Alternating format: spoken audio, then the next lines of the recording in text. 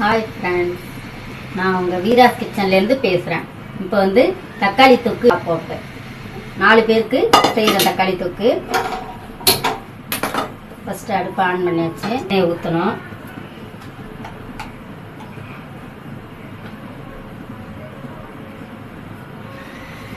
எண்ணெய் கொஞ்சம் நிறையவே ஊற்றிக்கணும்.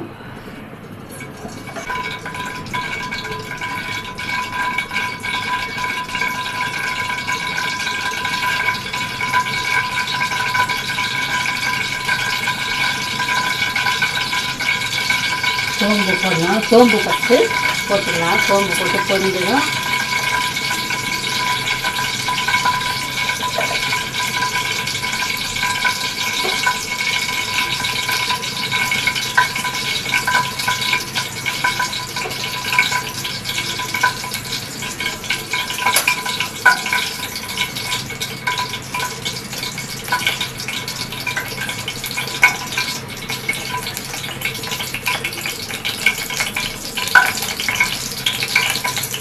சோம்பு பொரிஞ்சிட்டு அடுத்தது வெங்காயம் போடணும்.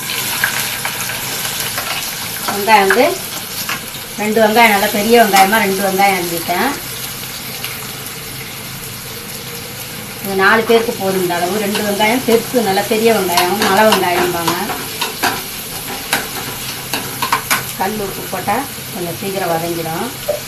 கொஞ்சம் வந்து வெங்காயத்துக்கு மட்டும் கொஞ்சமாக கல் உப்பு போட்டு, சால்ட்டோட கல் உப்பு போட்டால் தான் கொஞ்சம் சீக்கிரம் வதங்கும்.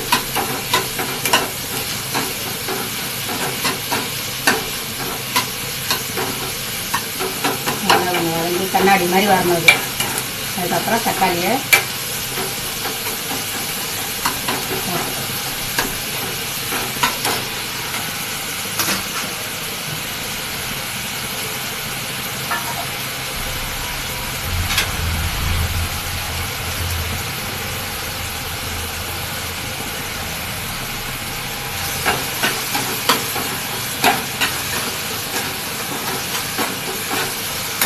தக்காளி போட்டுக்கணும். தக்காளி ஒரு 4 தக்காளி, அதுவும் பெரிய தக்காளி தான். நல்லா ஒரு புளிஞ்ச மாதிரி போட்டாக்க கொஞ்சம் சீக்கிரம் வதங்கிடும். தக்காளி கொஞ்சம் அதிகமாக தான் போடணும். வெங்காயத்தோட தக்காளி அதிகமாக இருக்கும்.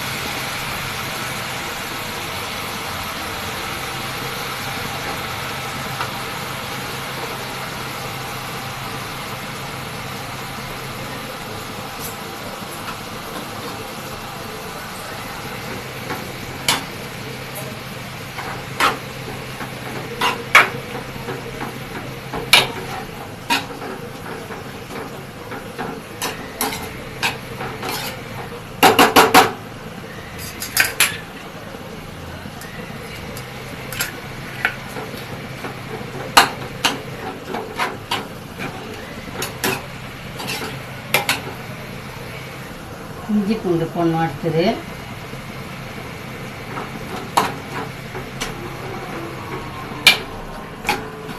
இஞ்சி பூண்டு நல்லா மிக்சியில் அரைச்சிக்கலாம். அரைச்சிட்டு போட்டேன்.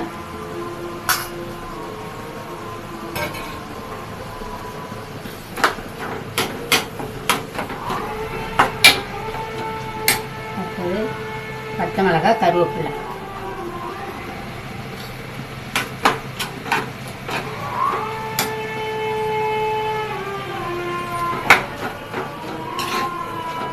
நல்லா வதங்கணும். நல்லா வதங்கினா நல்லா பேஸ்ட் மாதிரி நல்லாயிருக்கும். மூடி வச்சுட்டா ஒரு 10 நிமிஷம் வேகும். வெந்ததுக்கு அப்புறமா மறுபடியும் மிளகாத்தூள் போட்டு நல்லா கொஞ்சம் மசிஞ்சதும் மிளகாத்தூள் போட்டுக்கலாம். அப்போ தான் நல்லா டேஸ்ட்டாக இருக்கும். மூடி வச்சுட்டா வெந்துடும்.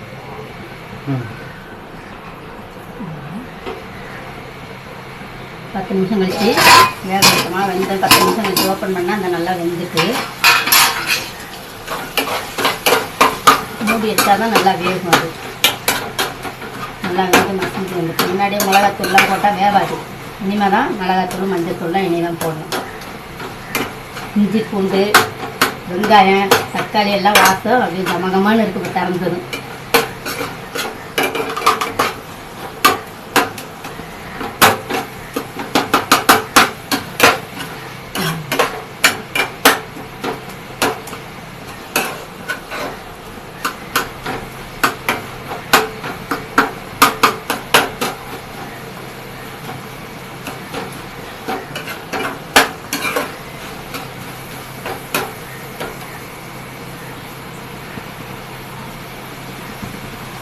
வெறும் மிளகாத்தூள் 2 ஸ்பூன் போட்டுக்கலாம்.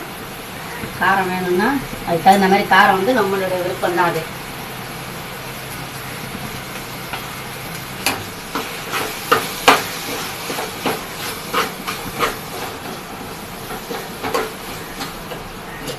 மஞ்சத்தூள்,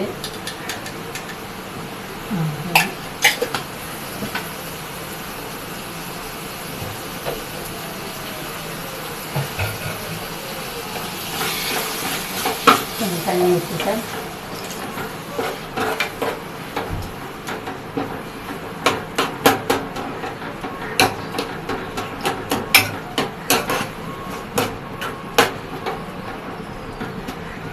சால்ட்டு முன்னாடி கொஞ்சம் வெங்காயத்துக்கு போட்டோம். இப்போ கொஞ்சமாக போட்டுக்கலாம்.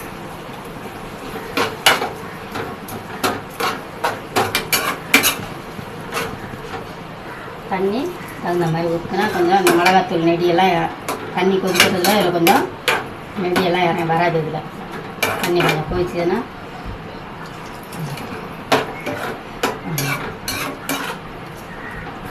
டேஸ்ட்டாக இருக்கும். சாதத்துக்கும் வச்சுக்கலாம், சப்பாத்திக்கும் வச்சுக்கலாம், இட்லிக்கும் வச்சுக்கலாம்.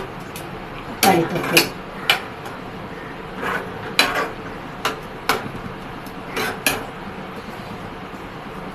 கொதிச்சதும் நல்லா நெடி போயிடும். மிளகாத்தூள் வாசனை போனதும் கொத்தமல்லி தலையை போட்டு இறக்கிட்டா வாசனை சாப்பிட்லாம். சாப்பாடு ரெடி. தக்காளி தொக்கு. இதில் முட்டை 4 அவிச்சு போட்டால் முட்டை சாப்பிட்றவங்க இல்லை முட்டை 4 அவிச்சு போட்டு சாப்பாட்டுக்கு வச்சுக்கலாம். இந்த 4 பேருக்குள்ள தொக்கு தான் இது. நான் வந்து இது சாப்பாட்டுக்கு தான் செஞ்சுருக்கேன். இது 4 பேர் சாப்பிட்லாம். இது இதில் முட்டை 4 தான் அவிச்சு போட்டு சாதம் வேக வச்சு சாப்பிட வேண்டியதான்.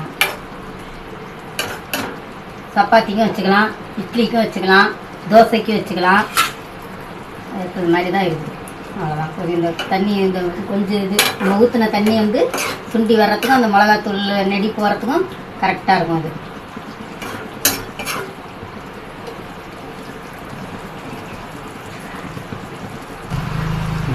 நம்ம ஊற்றின எண்ணெய் இதில் பிரிஞ்சு வருது பாருங்கள். இந்த ஓரெல்லாம் வருது. அது பிரிஞ்சு வந்துச்சுன்னா இன்னும் கொஞ்சம் வரணும். எண்ணெய் வந்துச்சுன்னா ஆஃப் பண்ணிடலாம். கொத்தமல்லி தலையை தூவி ஆஃப் பண்ணிடலாம். அவ்வளோ சுவையான தக்காளி தொக்கு ரெடி ஆயிடுச்சு.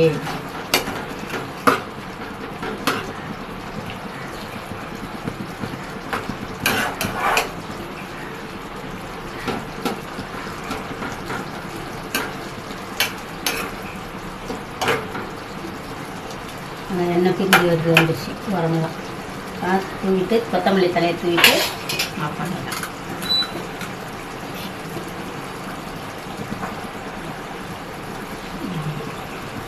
அடுப்பை ஆஃப் பண்ணிடலாம்.